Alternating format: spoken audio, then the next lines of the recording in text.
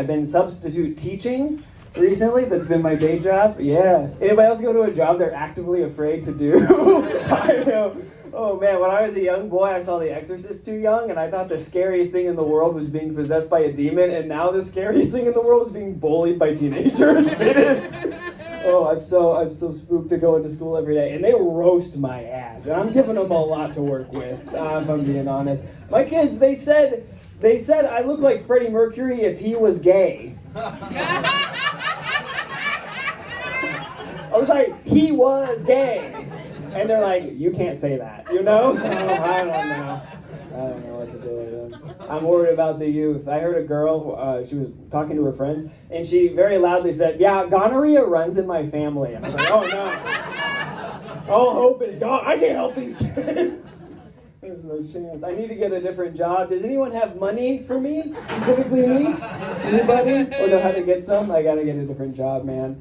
I had a job, a stable job for a while, but I quit it during the pandemic. Yeah, I quit it during the pandemic while rent was higher than ever because I am pursuing my dreams of moving back to the Midwest. That's what I'm trying. I'm so broke right now. It's crazy. Like, have you ever not been able to afford toilet paper? Has anybody ever been in that situation? So it's like every time you poop, you have to shower. Anyone else? In that little boat? It is not a cool kind of poverty to be in. But that's where I'm at.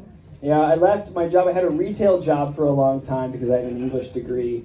And that's what we're qualified to do. So I worked, I'll tell you about, I worked at the Apple store for like 8 years. Yeah, oh, thank you so much. They're so rich. They have so much money they don't give to their employees. But yeah, I worked at the Apple store. It was all right. It was pretty chill. But here's the thing about Apple is they're a very private company. Ask anybody that works for Apple. You're not supposed to talk about this stuff behind the scenes. But I don't work there anymore, so I'd like to tell you a story, if I can, about my favorite customer interaction. Not the best one I've ever had, but my favorite customer interaction. This is back when I lived in Chicago, and I was new at Apple. It was like 2014, and my job was iPad boy. You guys know iPad boy? Yeah. You come to the store as a boy with an iPad. That was me. It's a very important job. Because what you do is when you come in with your problem, you talk to iPad boy, and you're like, here's all the bad things that are happening in my life. And then iPad boy, I say, oh my God, I'm so sorry that happened. Can you please tell that to 5 other people real quick? That's what I did. So I was iPad boy, I was ready to go, and an angry Chicago man comes into the store. He's an Italian beef-dipped man. He's dripping in anger, and he's middle-aged. He reminds me of my father, and I think I must make this man happy, you know? To no avail. So he comes in, he bursts in the door, and before he's talked to anyone, including me, the iPad boy, he says, I want to speak to a manager! Because there's not just Karens, there's Darrens out there too, you know? And I'm new at this job, and capitalism hasn't crushed me yet, so I'm like, I'm gonna help this guy. I'm gonna save this man's day, and I'm like, please let me help you. You don't need a manager. You've got tie right here. And he's like, I don't think you're gonna be able to help me. I got a pretty big problem. I'm like, oh, lay it on me, daddy-o, what's going on? And he says, well, your company has downloaded gay pornography onto my iPhone.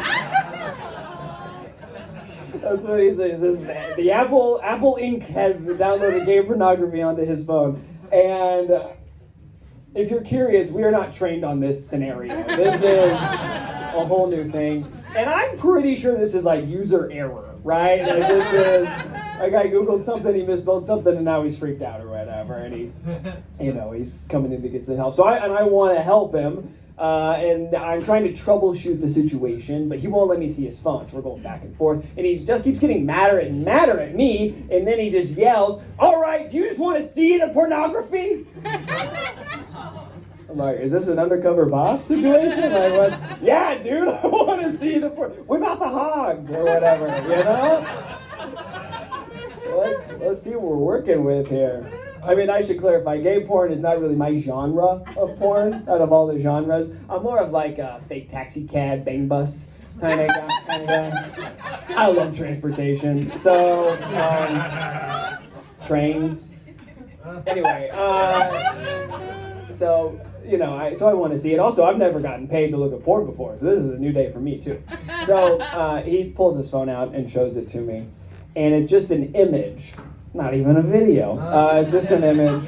And the image, it's black and white. It's kind of a classy photograph of a young man shirtless, and he's being kind of hugged by an older man, also shirtless.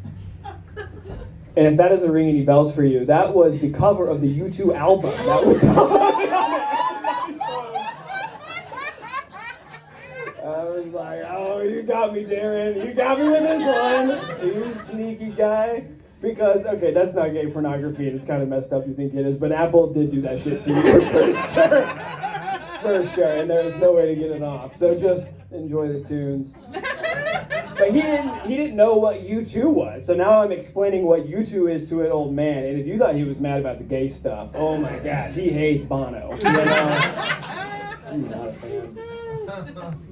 I'm a pretty big music guy. I just made a little music joke. I mean, that's a true story, but you know, it's technically in the category of music. I like music a lot. I play a few instruments. I play the banjo. That's true about me. I'm from Missouri, so it's on the exit exam. Yeah. Oh, thank you. We got some banjo fans out here. That's surprising. I'm not from New York, and when I explain banjo to New Yorkers, a lot of times they don't even know what it is. So I have to speak it in their language, and I'm like, well, it's like a racist guitar, you know. So I'm glad you guys get it. That's cool. Yeah, I'm very into music. I'm not really into movies, though. I gotta be honest. All my friends are into movies. You guys movie people? Yeah. In here? Big cinephiles. Yeah, all my friends, they're film boys. They're always talking about movies, seeing movies, leaving reviews on Letterboxd. You guys know Letterboxd? It's like Goodreads for people who think they're too good to read, you know? They're obsessed. I'm not so into it. Myself, I don't know. I just don't have opinions on movies. All I do is I count how many bald characters there are in a movie. Because that's my version of the Bechdel test, basically. It's like, do the balds have names, and are they not the villain in the movie? Voldemort, Dr. Evil, Gollum, Lex Luthor, we're all the bad guys for some reason. We're either the bad guy or we're like a hairless child that's the cure, you know? Every time. It's not fair.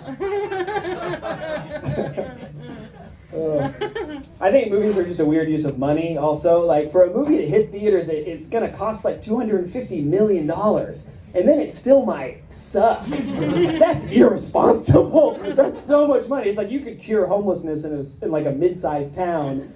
Or we could see Deadpool one more time. We love Deadpool. How is Deadpool gonna get out of this one?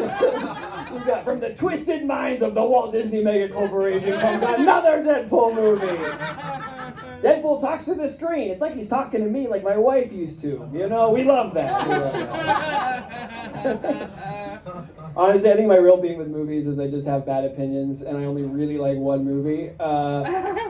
My favorite movie of all time, this is absolutely true, is a classic from 1997, John Woo directed, Nicolas Cage and John Travolta starring movie called Face Off. Anybody see Face Off? You know it? It's the best movie. We did it in 97. We don't need any more movies. If you've never seen it, so Nick Cage, John Travolta, they're mortal enemies. Nicolas Cage is a terrorist for hire. He knows where a bomb is, but he's in a coma.